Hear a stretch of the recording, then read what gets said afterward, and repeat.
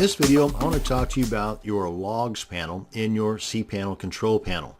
Now I've got two different tabs opened up here to represent two different web hosting accounts and the cPanel control panels within them. For example, this one here, if you go down and look at the logs panel, you can see we've got a few different options available here. But in this one, still cPanel, it's just a different web hosting account. You can see that there are different options available here, or applications. So if your control panel doesn't look exactly like one of these, don't worry. The basics that you really want to pay attention to under the logs panel is the latest visitors, bandwidth, and your AW stats, as well as your error log. Those are more than likely in every single cPanel setup on any type of web hosting account that offers cPanel. Again, latest visitor, AW stats, bandwidth, and error log. The error log mainly because if you have errors on your website, like broken links for example, then this can let you see them very quickly. No errors here, but that's mainly because there's no site there either. Let me take a look over at this other one here, and under error logs, and here's the information provided in most of these error logs. You've got the date that the error took place. You've got the IP address of the visitor that noticed the error. You've got the error right here, which in this case is, I believe, a 404. And you got different types of errors that take place. But if we use this top one here, if we scroll on over, this gives you the path to the actual error itself and the page or file that is causing the error.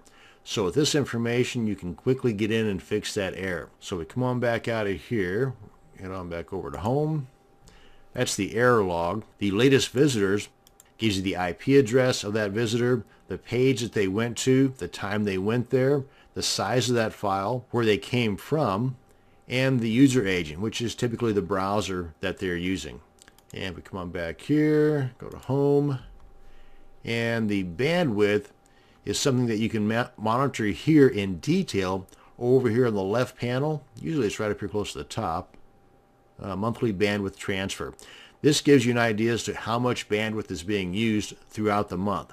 So at this point, obviously there's not much to worry about because there's hardly anything. There's nothing actually even registering, because as the usage takes place, you'll get a color guide here to kind of let you know at a quick glance if you are okay, or if it's getting into the red close to the end here, that you need to make some adjustments. But that's the monthly transfer right there at a glance. And to get the details, you click on the bandwidth link there, and this can give you the traffic for today, for the past 7 days, the past 12 months. And this information can come in very handy, especially if you're running campaigns or you've got product launches, and you can get an idea as to how much bandwidth you might need for your next campaign or your next product launch, so that you're not having your visitors seeing an error page, bandwidth exceeded, which is never a good thing, and that will definitely put a damper on your day. Here's the breakdown of this month for the HTTP usage. The three options here are pretty much your email stuff, and then the FTP. And then the combined matches that total bandwidth that I just showed you in that left column on the front page. So that's the bandwidth. If we come on back home here and we check the most important one, in my humble opinion anyway, and that's the AW stats. This gives you a breakdown of all the traffic coming into your website, and you can choose the date right here for the particular report. Now the reports, or the information contained down here, are broken down in different ways. You've got the monthly history, days of the month, and you can see the traffic here. And again, these can come in very handy if you are doing any type of product launches or campaigns to generate income. This can tell you how successful that was in driving traffic to a particular page or site, and the days of the week that are most effective to do so. I mean, if you alternate your campaigns on various days of the week, this information might tell you what would be a better day or what would be the worst days to try to start a campaign.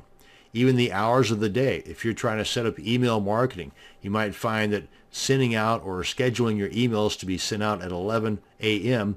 might be a lot better than, say, at 7 a.m. And this takes everything into consideration, including the countries that are visiting your site. Now, since this is more of a demonstration site, these numbers are going to be skewed accordingly. At least ways now you know where you can go to get more information on the traffic coming into your site. And you've got a lot of information over here to the side that you can just simply click on to see if robots are visiting, if authenticated users are visiting, the countries, the days of the week. These are pretty much the breakdown of what we've already seen up here.